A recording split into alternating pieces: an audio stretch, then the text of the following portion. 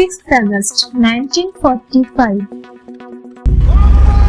ये वो दिन था जब न्यूक्लियर बम ड्रॉप हुआ था हिरोशिमा पे, जिसके वजह से वर्ल्ड वॉर 2 खत्म हुआ। एलाइड पावर्स जिसमें थे अमेरिका, सोवियत यूनियन और ब्रिटेन, इस बम के वजह से जीतने वाले थे एक्सिस पावर से, जिसमें जर्मनी, इटली और जापान। और सुभाष चंद्र बोस के लिए ये अच्छी खबर नहीं थी। ये आज हम लोग दुनिया को दिखलाने चाहते हैं कि अब हिंदुस्तान दिल से, हृदय से स्वराज्य। जैसे आप में से कुछ लोग जानते होंगे, आजाद हिंद फौज बनाने के लिए सुभाष चंद्र बोस ने जर्मनी से मदद मांगी थी। वो एडल्फ हिटलर से भी मिले और उनको बताया गया कि जापान उनकी ज्यादा मदद कर पाएंगे, क्योंकि जापान ज्यादा नजदीक है इंडिया से। इसके वजह से नेताजी ने जापान से मदद मांगी अपनी आर्मी फंड के लिए, ताकि वो अंग्रेजों के खिलाफ लड़ सके। Months and years will prove to be a momentous period in our history. क्योंकि नेताजी मानते थे हथियार यूज करने से ही अंग्रेजों के खिलाफ जीत पाएंगे, क्योंकि अंग्रेज उस टाइम वर्ल्ड वॉर 2 में व्यस्त थी और नेताजी को मानते थे उनके लिए जरूरी है अंग्रेजों को तब अटक करना जब लोहा गर्म हो। उन्होंने कोई कदम भी उठाया। अप्रैल 1944 में आजाद हिंद की फौज ब्रिटिश आर्मी ने मणिपुर का मरण कैप्चर कर लिया और इंडिया का ट्राई कलर लहराया पहली बार। हिरोशिमा पर न्यूक्लियर बम गिरने के बाद जापान की हार होने वाली थी। इसके वजह से नेताजी को जो फंड भी मिलते थे जापान से, वो भी बंद होने वाले था। तब अब सवाल था, नेताजी क्या करेंगे? क्या वो सरेंडर कर देंगे अंग्रेजों के सामने जिस तरह जापानियों ने किया, या उनकी खुद की लड़ाई खुद लड़ेंगे? आपको क्या लगता है? 16 अगस्त 1944 की रात नेताजी अपने सारे ऑफिसर को अपने घर पर बुलाया और उनकी प्लान डिस्कस करे। वो मानते थे कि जापानी ने सरेंडर कर दिया, इसका मतलब ये नहीं है कि इंडिया भी सरेंडर कर देंगे अंग्रेजों के सामने। Fighting a defensive war. I am fighting for India's freedom. उन्होंने निर्णय लिया, सबसे पहले उन्होंने इंश्योर करना है जो वो पकड़े ना जाए। इसी वजह से उन्होंने अपने क्लोजेस्ट साथियों को चुना और उन्होंने एक सेफ जगह जाएंगे। उन्होंने किसी को भी बताया नहीं जा कह रहा है, पर उस साथियों को पता कि वो मांचूरियन जा रहा है, जिन पर अभी भी जापान का कंट्रोल था, पर सोवियत आर्मी जरूर उस तरफ तेजी से बढ़ रही थी।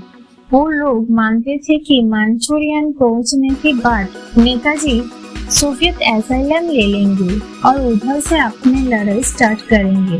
17 अगस्त का मॉर्निंग को नेताजी का ऑफिसर बैंकॉक एयरपोर्ट में असेंबल करे साइगन जाने के लिए, जहां से मांचूरियन की तरफ जाएंगे। नेताजी का स्केड्यूल था कि वो बैंकॉक से साइगन जाएंगे, साइगन से तुरंत जो वियतनाम में है, फिर ताइपा जाएंगे, फिर मांचूरियन, फाइनली टोक्यो। सभी लोग इस इवेंट पे एग्री करता है। इस एग्रीमेंट स्टार्ट होता है इस समय से, या कुछ लोग कहता है नेताजी की मौत हुई प्लेन क्रैश पे, दूसरे लोग कहता है नेताजी को पकड़ा गया सोवियत यूनियन पे और उनको सच टॉर्चर किया गया, और दूसरे लोग कहता है कि नेताजी अगले 40 साल तक जीवित थे। क्या नेताजी सुभाष चंद्र बोस की मौत 1945 में नहीं हुई थी? जबकि वो बाबा बन गई थी उत्तर प्रदेश में, जिनके नाम गुमनामी बाबा। मुझे मालूम चला कि ये सुभाष ये गुमनामी बाबा वाली कहानी। सोलापुर के एक सेंट्रल बैंक एम्प्लॉय ने ये भी कहा, उनकी डायरेक्ट मैसेज आते थे नेताजी सुभाष चंद्र बोस से। गुमनाम बाबा का रहस्य क्या वाकई हादसे में हुई थी नेताजी की मौत? बोस बाबू को कभी नहीं देखा गया, और जो देखा गया वो कहानी थी या हकीकत, वो आज तक अंधेरे में। तो सच क्या है? क्या हुआ था नेताजी के साथ? इसके बारे में आपको बताना चाहता हूँ इस वीडियो में। 17 अगस्त को सुभाष चंद्र बोस साइगन से निकले और 23 अगस्त को जापान ने स्टेटमेंट जारी करी। उन्होंने नेताजी की डेथ के बारे में बात करी। उन्होंने कहा नेताजी को प्लेन क्रैश में मृत्यु हुआ था। 18 अगस्त 1945 जापान ने बताया ताइपे से निकलने के बाद टोक्यो जा रही थी कर्नल हबीबुर रहमान के साथ। उनका प्लेन क्रैश हो गया पर उनका दूसरा साथियों को जो नेताजी के साथ साइगन में थे वो क्यों प्लेन में शामिल नहीं थे। जापानीज रिपोर्ट ने बताया नेताजी ने अपने साथियों को साइगन में रखा क्योंकि वो ऐसी प्लेन में जा रही थी टोक्यो जैसे 2 लोगों के लिए जगह थे। There are only 2 seats which are available. So gentlemen, I'll have to take your leave for this. क्योंकि और सारी सीट्स पर जापानी लोगों की बुकिंग थी, इसलिए नेताजी कर्नल हबीबुर को अपने साथी चुना और दूसरे साथियों को वेट करने के लिए कहा। आप चिंता मत कीजिए, रहमान मेरे साथ जाएगा। क्रैश करने के बाद प्लेन में आग लग गई और वो जो आगे बैठे हुए थे नेताजी सुभाष चंद्र बोस जिसे मौत हो गई ऐसी आग के वजह से और उनका साथी कर्नल हबीबुर रहमान बच गई। नेताजी की मौत की खबर पूरी दुनिया में आग की तरह बह गई। कोई इंडियंस के लिए ये खबर अनबिलीवेबल थी। उनको लगा कि ये तरकीब है नेताजी के अलाइंग पावर से भागने की, क्योंकि नेताजी के पास एक एबिलिटी थी कि वो वेश बदल के भाग जाते थे। 1941 में वो कलकत्ता की हाउस अरेस्ट से भाग गई थी। इवेंचुअली नाजी जर्मन फौज गए थे अफगानिस्तान और सोवियत यूनियन के रास्ते से। हो सकता है कि इस बार भी उन्होंने ऐसी तरकीब वो पक्का बोस बाबू हैं कि आंख में धूल झोंक के गायब हो जाने का पैंतरा वो पहले भी बहुत बार इस्तेमाल किए हैं। एलाइड फोर्सेस भी श्योर नहीं थी इस बात से। हो सकता है कि नेताजी अंग्रेजों को बुद्धू बना रही है और कुछ टाइम बाद अंग्रेजों के खिलाफ एक अटैक लॉन्च करेंगे। इसी वजह से 13 अगस्त 1945 को जापान के ऑफिसर सरेंडर के कुछ दिन बाद अंग्रेज ने जापान को रिक्वेस्ट करी नेताजी की डेथ के बारे में एक इंक्वायरी स्टार्ट करने की और 3 हफ्तों बाद जापानी सरकार ने एक रिमेम्बर रिपोर्ट पब्लिश करी, जिस रिपोर्ट में बताया गया था कि अगस्त 18, 1945 को प्लेन क्रैश हुआ और इसी रात नेताजी को डेथ हो गई। कई अंग्रेजों को तो खुशी मिल गई इसी बात को सुनकर, मगर इंडियन इस खबर को नहीं मान पाए और इसके पीछे एक और कारण है कि नेताजी के कोई साथी साइगन में थे। उन्होंने कभी नेताजी की बॉडी देखी नहीं। उसके अलावा जापानीज ने भी कोई ऑफिशियल फोटोग्राफी रिलीज नहीं करी उनकी डेथ का कंफर्म करने की। एक टाइम तो ये भी बोला जाता कि महात्मा गांधी ने उसको परिवार को कहा वो साधना करे, क्योंकि उनकी अंतरात्मा कह रहा है कि नेताजी सुभाष चंद्र बोस जिंदा है। इस वजह से नेताजी की मृत्यु की अराउंड जो मिस्ट्री थी वो died in an air crash in 1945। नहीं, नेताजी प्लेन क्रैश में नहीं मरे थे। He was alive। जी हाँ, मुझे भी लगता है कि नेताजी इंडिया आए तो थे लेकिन छुप के। कई अफवाह फैलने लगे कि नेताजी कभी आएंगे इंडिया और अंग्रेज डरे हुए हैं कि आजाद हिंद फौज की वेटरन्स से थे जिन्होंने फौज के लिए हिस्सा लिया था कि उनके लिए समर्थन कर रहा था। अंग्रेज ने रेड फॉर ट्रायल स्टार्ट करे या आजाद हिंद फौज के सोल्जर को प्रोसिक्यूट किया जा रहा है। नेताजी की डेथ की करीब 1 साल बाद इंडियन जर्नलिस्ट हरिन शाह ने the free press of India के लिए रिपोर्ट करने जा रही थी ताइवान। ये एक रूटीन पेज ड्यूटी के लिए गए। उनके कोई उद्देश्य नहीं था क्योंकि वो नेताजी की डेथ के बारे में कोई इन्वेस्टिगेशन करे, बट एक चीज हुई जिसके वजह से उनके दिमाग पिघल गए। इवनिंग पे उनके दोस्त की खिड़की से उन्होंने एक टूटी हुई बिल्डिंग देखी। ये एक बिल्डिंग की कैपिटल थिएटर। जर्नलिस्ट हरिन शाह का दोस्त ने बताया करीब 2-3 साल पहले इसी थिएटर से कई इंडियन आए थे पूरा चाइना से, क्योंकि इसी थिएटर पे मौजूद थे सुभाष चंद्र बोस। और उनके दोस्त ने पूछा क्या तुम ताइवान नहीं जा रहे हो? उस समय ताइवान का नाम था फॉर्मोसा। तो उन्होंने पूछा तुम फॉर्मोसा क्यों नहीं जा रहे हो?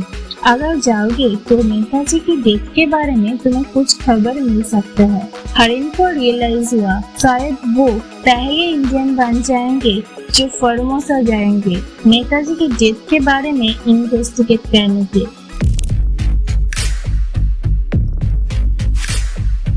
हरिन साहब फॉर्मोसा गया और वो एक हफ्ते में उन्होंने सारी इन्वेस्टिगेट करी।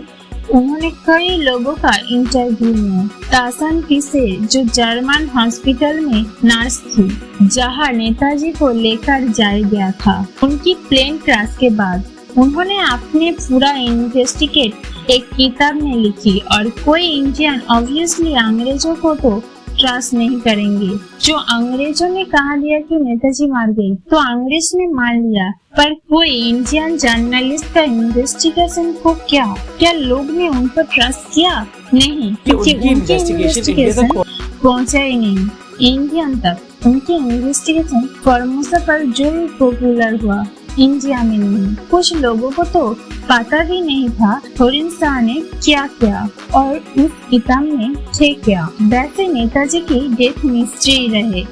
अब कोई लोग नेताजी की डेथ की मिस्ट्री सॉल्व करने की कोशिश करे, पर एक चीज कुछ मिस्ट्री नहीं है। देश स्वाधीन में नेताजी का कितना कंट्रीब्यूशन था और 1913 में कई थ्योरी निकल कर आए।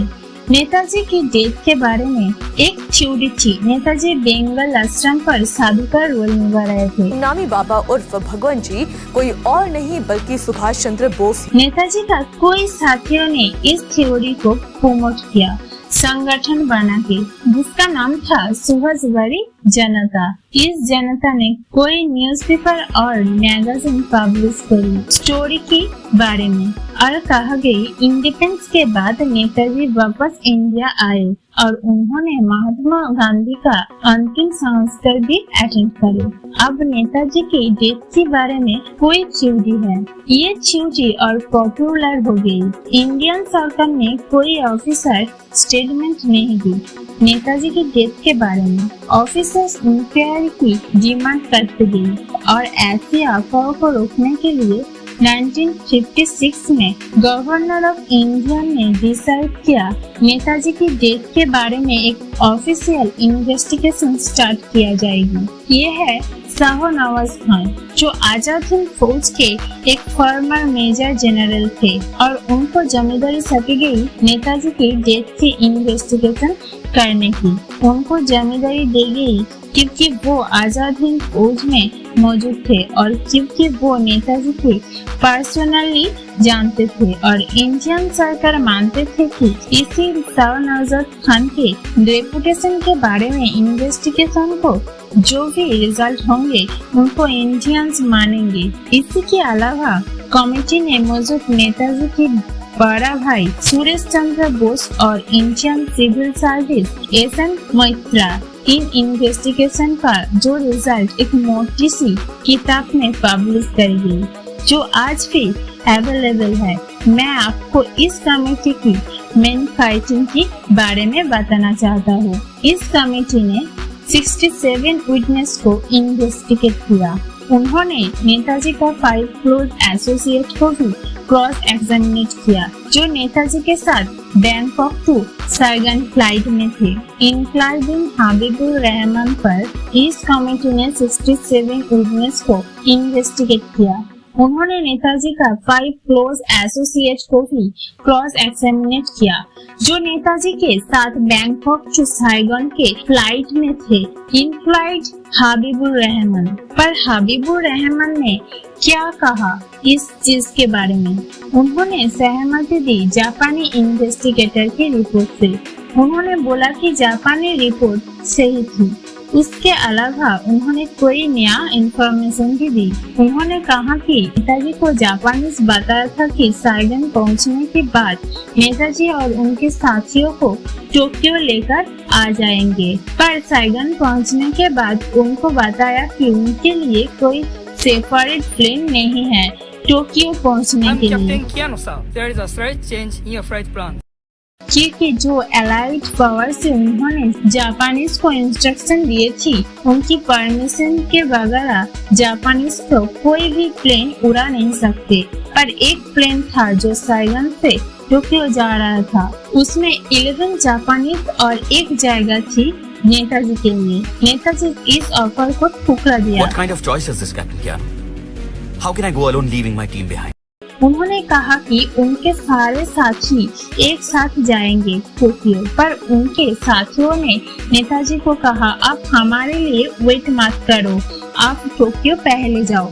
उसके बाद नेताजी ने जापानीज को रिक्वेस्ट करी कि उन्होंने अपने साथ एक साथियों को लेकर जाना चाहते हैं। मेरे चीफ ऑफ स्टाफ हैं, मेरे साथ जाएं। नेताजी हाबीबुर के साथ 2 सूटकेस लेकर प्लेन में चले। इन सूटकेस में थी कीमती चीज जिसके नेताजी आर्मी फंड करने चाहते हैं। साइगन से तुरंत ये एक स्टॉप हुआ था। 17 अगस्त 1945 के रात सभी पैसेंजर इधर ही रुके। जब पैसेंजर इंतजार कर रही थी, पायलट ने मशीन गन से एमिनेशन और एंटी एयरक्राफ्ट गन को प्लेन में से अटैच थी उनको हटाया, प्लेन का वजन कम करने के लिए। अगले दिन दोपहर प्लेन ताइपेई पहुंचा, जहां प्लेन को रिफ्यूल किया गया। अपने ये प्लेन वापस उड़ाया। प्लेन में जो सीटिंग अरेंजमेंट था वो चेंज नहीं हुआ। 2 पायलट के साथ और 4 क्रू मेंबर के साथ और एक जापानी जनरल उनके पीछे राइट में थे। नेताजी पेट्रोल टैंक के पास जनरल के साइड में थे और हाबीबुर नेताजी के पीछे, और प्लेन ताइपेई से चढ़ाई था और बस 20 से 30 मीटर की हाइट में थी और धमाका हुआ प्लेन पे। प्लेन का लेफ्ट वाला विंग गिर गई और प्लेन क्रैश हो गया। क्योंकि नेताजी पेट्रोल टैंक का साइड में थे, उनकी पूरी बॉडी पेट्रोल से कवर्ड थी। जब वो क्रैश प्लान से बाहर निकले, उन पर आग लगी हुई थी। बहुत मुश्किल से हाबीबुर ने नेताजी की कपड़े निकाले और उनको जमीन पर रखा, और हाबीबुर की भी हाथ जल गई थी, पर उनका कपड़े पर आग नहीं लगी थी। उसके बाद नेताजी के साथ दूसरे घायल लोगों को हॉस्पिटल लेकर जाया गया। वही हॉस्पिटल है जिसके बारे में हरिंसा के रिपोर्ट में एक नर्स से बात कर रही थी। Norman hospital. नेताजी की कंडीशन सबसे ज्यादा सीरियस थी, उनकी पूरी बॉडी जल गई थी। चीफ मेडिकल ऑफिसर डॉक्टर यास्मी ने कहा, उनको नहीं लगता कि नेताजी अगले दिन तक सरवाइव कर पाएंगे। उन्होंने ट्रीटमेंट जरूर करी नेताजी की, पर नेताजी बच नहीं पाया। हाबीबुर, डॉक्टर यास्मी और 2 नर्सेस भी थे नेताजी के साइड में जब नेताजी की डेथ हुई। अपने डिस्ट्रीब्यूट्स को सबूत दिखाते हुए हबीबुर रहमान ने अपने जले हुए हाथ भी दिखाया। इसी वजह से शहनाबाज कमेटी ने इंक्लूड किया। नेताजी की मौत इस प्लेन क्रैश से हुआ। 18 अगस्त 1945 को कमेटी ने कहा गया। नेताजी का अंतिम संस्कार 2 दिन बाद अगस्त 19 को हुआ और उनकी अस्थियां टोक्यो के रेनपोजी टेम्पल में रखी गई। अब सरकार के ऑफिशियल कमेटी का ये कंक्लूजन था कि नेताजी की डेथ के बारे में जो भी कंट्रोवर्सी थी वो बंद होने चाहिए ना। नहीं, वो बंद हुआ नहीं, पर इसके पीछे एक कारण है। ये रिपोर्ट सबमिट होने जा रही थी कि कुछ दिन पहले नेताजी के बड़े भाई सुरेश चंद्र बोस ने इस रिपोर्ट में साइन करने की मना कर दिया। उन्होंने ये दावा किया कि जवाहरलाल नेहरू ने अपने मन बांध दिया है। डेथ केस हुआ, वो एक्चुअली इन्वेस्टिगेट नहीं करना चाहते।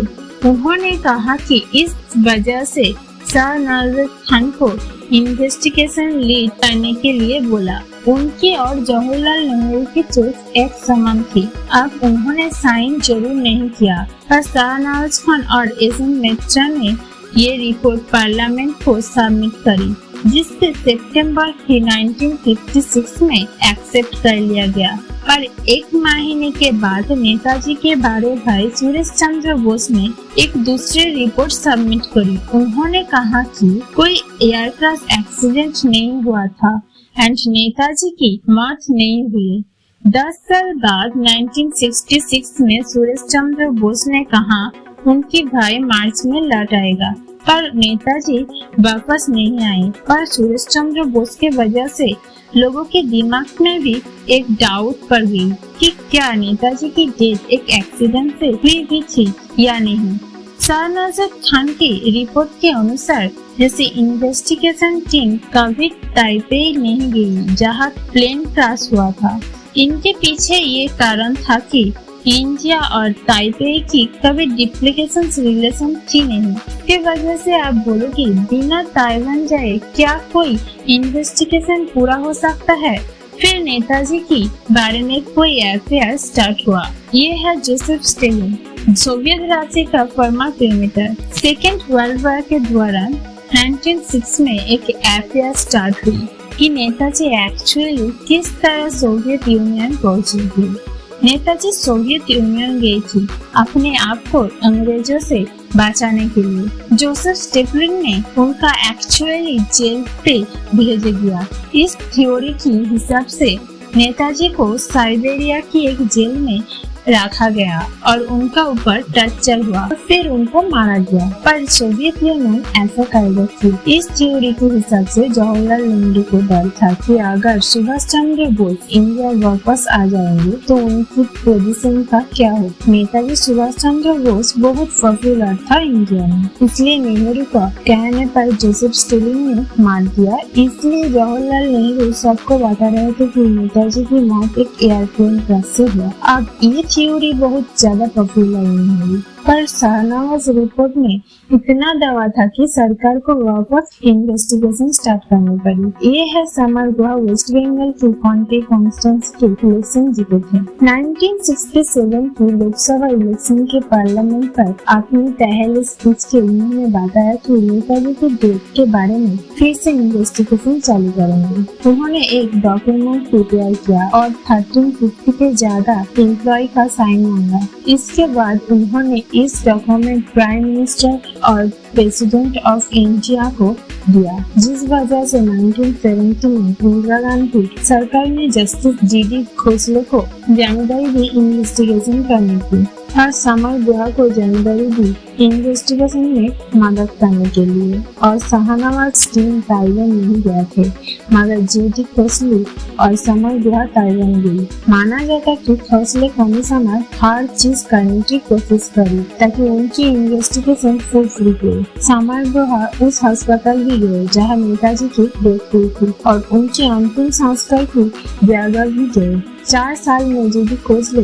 250 से भी ज्यादा इंटरव्यू लिया और ताइवान के अलावा जापान, सिंगापुर, साइगन और इंडोनेशिया भी गए। बोला जाता है कि जस्टिस जीडी खोसले ने बड़ी धीरज से काम किया और अजीब से अजीब स्टोरी सुनी। अमेरिकन हिस्टोरियन लिनार्ड गार्डन ने एक बार लिखा, सोलापुर में सेंट्रल बैंक ऑफ इंडिया के एक एजेंट ने जीडी खोसले को आके बताया उनको नेताजी की डायरेक्ट मैसेज भेज दो और चीज बताया गई जस्टिस खोसले। एक व्यक्ति ने उनको बताया कि 24 दिसंबर 1956 को उन्होंने नेताजी को मॉस्को के कैमलियन में जाते हुए देखा। दूसरे लोगों ने फोटोज दिखाई नेताजी का एक मंगोलियन ट्रेड यूनियन डेलीगेशन के साथ चाइना जा रहे। अब इतना बड़ी जज करने के बावजूद भी जस्टिस खोसले को कॉन्क्लूजन शाहनवाज कम्युनिटी के कॉन्क्लूजन से ही था कि नेताजी की डेथ एक प्लेन क्रैश से हुआ। तो अब तो एफआईआर बंद हो जाएगा ना? नहीं, आगे भी बंद नहीं हुआ और उसके पीछे कारण था 1975 का दिन भारत के इतिहास का सबसे काला दिन कहा जाता है। The emergency provides us a new opportunity to go ahead with our economic task. Samar Guha वही बंगाली एमपी जिन्होंने वादा किया था पार्लियामेंट को कि उन्होंने नेताजी की डेथ के बारे में इन्वेस्टिगेशन करेंगे। वो खोसले कम्युनिटी की भाग थी, पर उन्होंने मन बदल लिया। इमरजेंसी के दौरान इंदिरा गांधी ने समर गुहा को अरेस्ट कर लिया और जेल में ये किताब लिखे और उन्होंने भी वही चीज कही जीडी खोसले के बारे में जो सुरेश चंद्र बोस ने शाहनवाज के बारे में बोला कि उन्होंने इतनी मेहनत नहीं करी अपनी इन्वेस्टिगेशन में।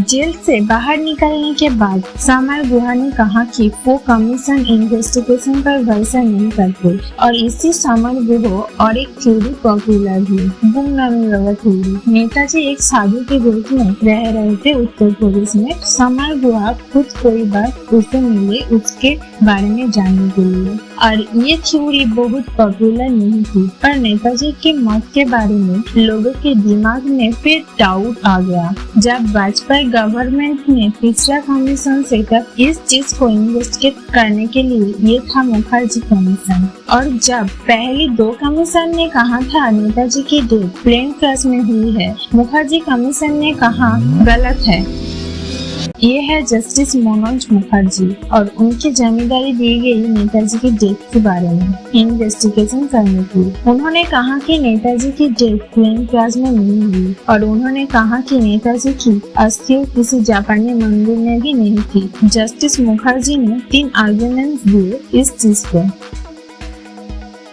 उनका पहला आर्गुमेंट ये है, कैसे मुमकिन है एयरप्लेन ड्राइव करते पायलट हूँ और नेताजी मर गए पर दूसरे लोग बच जाते। उनका दूसरा आर्गुमेंट था कि ताइवान में सेंट्रल टेली न्यूज में नेताजी की डेथ के बारे में कोई खबर नहीं मिली थी। तीसरा आर्गुमेंट था कि नेताजी का कोई डेथ सर्टिफिकेट भी नहीं है। और ये 3 आर्गुमेंट अगर आपको सही लगेगा, पर ये सभी आर्गुमेंट्स का काउंट। पहले आर्गुमेंट के बारे में बात करें कि प्लेन पूरी से 30 मीटर की ऊंचाई से गिरे था, जिसकी मतलब है कि मुमकिन है कुछ लोग की मौत हो जाए और कुछ लोग बच जाए। दूसरा आर्गुमेंट से बात करते हुए जस्टिस मुखर्जी ने ये मान लिया उस एरिया में central daily news paper daily news guard और शाहनवाज कमेंट के रिपोर्ट में लिखा था ताइवान दीदी किंगपाओ ताइवान न्यूज सिंगुना लोकल न्यूज पेपर में, जिन्होंने नेताजी सुभाष चंद्र बोस के डेथ के बारे में पब्लिसिटी रिपोर्ट किया था। दूसरे आर्गुमेंट के बारे में ये बोला जाता कि उस समय वर्ल्ड वॉर 2 हारा था, पूरा देश में बहुत कन्फ्यूजन था। इसी वजह से उनके लिए बहुत जरूरी नहीं था कि वो किसी फॉरेन लीडर की डेथ के बारे में रजिस्टर करें। अब ये सारे काउंट में आर्गुमेंट के बावजूद जस्टिस मुखर्जी की वजह से कई लोग ये नहीं मानते कि नेताजी की मौत प्लेन क्रैश से हुई। इसी वजह से कई लोग इस थ्योरी में विश्वास करते हैं। ये है अध्यापक अनिल भर, पर वो जिम्मेदारी है नेताजी के बारे में एक थ्योरी को पॉपुलर बनाने के लिए है। और वो थ्योरी क्या कहते हैं, नेताजी की मृत्यु कोई प्लेन क्रैश में नहीं हुई, बल्कि वो भगवान जी के नाम से साधु बन गई है और 1985 तक जिंदगी थी। ये सब उन्होंने अपने किताबों में लिखे थे। और वो ये भी कहता है कि इंडियन सरकार ने नेताजी की मृत्यु के बारे में झूठ बोला है। 2005 के फरवरी या मार्च, मुझे याद नहीं आ रहा, लेकिन उस टाइम पर मनमोहन सिंह प्रधानमंत्री देश के थे बहुत टाइम से, 5-6 महीने से। उसने खुल्लम खुल्ला बोला कि प्लेन क्रैश नहीं हुआ है, ये सरकार का व्यू है। उन्होंने कहा कि इंडियन सरकारी कर्मचारी ने कलकत्ता हाईकोर्ट में नेताजी की डेथ प्लेन क्रैश में नहीं हुई थी। इस थ्योरी को बताया जाता है गुमनामी बाबा थ्योरी। अनुसंधान कहता है कि उनका इन्वेस्टिगेशन सरकारी ऑफिसर और फॉर्मर इंटेलिजेंस ब्यूरो ऑफिसर के जरिए किए हुआ है।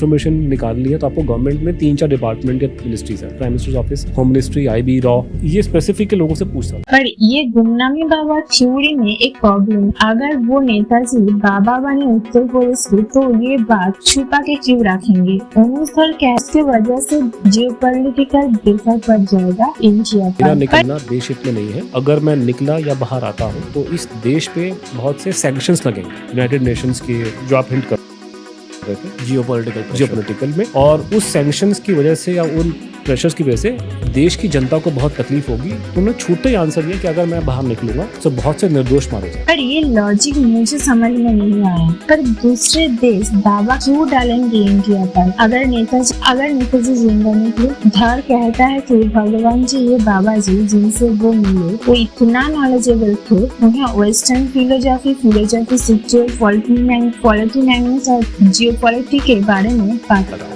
क्योंकि ज़्यादातर लोगों ने उनकी शक्ल नहीं देखी। प्रोनाउंसिएशन बहुत अच्छी है उनकी, खासकर अंग्रेजी की, बड़े क्लियरली बोलते थे और ज्यादातर लोगों ने बोला कि उनकी बात करने का जो कंटेंट था वो इतना हाई लेवल का था कि आधी बात हमारे सर के ऊपर। पर उनके दिमाग में कोई डाउट है नहीं, वो बाबा नेताजी थी। अब आप समझ सकते हो कि आर्गुमेंट फुल नहीं है। बस अगर किसी बाबा को जियोपॉलिटिकल और वेस्टर्न फिलोसफी के बारे में पता है, इसके मतलब ये थोड़ी कि वो नेताजी हो। प्रॉब्लम नहीं है कि धर ने कोई एविडेंस नहीं दिया है। अपनी थ्योरी को सपोर्ट करने के लिए वो उल्टा कहता है कि उन्हें मुखर्जी कॉन्स्पिरेशन से इंस्पायर लिया है। पर जस्टिस मुखर्जी ने ये जरूर कहा था नेताजी की डेथ प्लेन क्रैश में नहीं हुई, पर उन्होंने इस गुमनामी बाबा थ्योरी को रिजेक्ट कर दिया। तो अब इतने इन्वेस्टिगेशन के बाद कोई थ्योरी आती रहती है, पर सवाल उठता है कि लोग इस पे क्यों मानते हैं। आपको पता है कि सुप्रीम सामी और जनरल जी.डी. बक्सी में कॉमन क्या है? वो दोनों रशिया कैपिटल थ्योरी में डिस्कस करते हैं।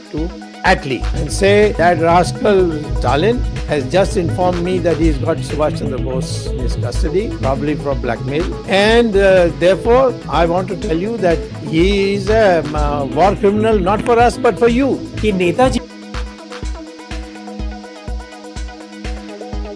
कि नेताजी को जोसेफ स्टालिन ने कैप्चर करी हुई थी और फिर मार दिया। पर इंडियन सरकार भी इस थ्योरी की रिजेक्ट कर दिया। इनफैक्ट उन्होंने सारी सरकारी डॉक्यूमेंट भी क्लासिफाइड कर दिए। परिवार से मुलाकात के दौरान प्रधानमंत्री नरेंद्र मोदी ने ये वादा किया, यानी नेताजी की मौत से जुड़ा रहस्य अब खुलने वाला।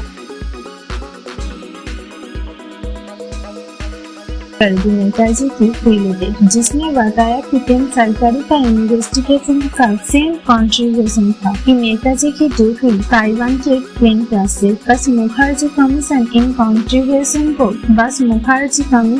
कंट्रीब्यूशन को अग्री नहीं करते हैं। उन्होंने ये भी नहीं बताया कि नेताजी के साथ हुआ 1946 में हरिंसा ने लिखा था कि लोग अफवाह फैला रहा है नेताजी की डेथ के बारे में, और ये आज भी सही है। इसके पीछे एक कारण है, हमें कॉन्स्पिरेसी थ्योरी बहुत पसंद है। हम अगर कोई वीडियो बनाया नेताजी की डेथ के बारे में प्लेन क्रैश में हुई थी तो कितना लोग देखेंगे, और अगर हम एक वीडियो बनाए कि नेताजी एक गुमनामी बाबा बन के उत्तर प्रदेश में, उस वीडियो में लाखों व्यूज आ जाएंगे, क्योंकि हम में से कोई लोगों को कॉन्स्पिरेसी थ्योरी सुनने में मजा आती है। हम लोग ये विश्वास करते कि नेताजी की डेथ एक प्लेन क्रैश से हो सकती है, कोई न कोई साजिश होगी जिसके वजह से वो मरे होंगे। ये इसलिए है क्योंकि हमारे ये दिमाग है, ह्यूमन ब्रेन ऐसी चीजों को ज्यादा महत्व देता है जिस पर हम कंट्रोल ना कर पाए। ऐसे एक्सीडेंट ये हमने सिर्फ नेताजी की केस पर नहीं देखी, ये कई सरकारी केस पर देखा। इस वजह से चाहे नेताजी हो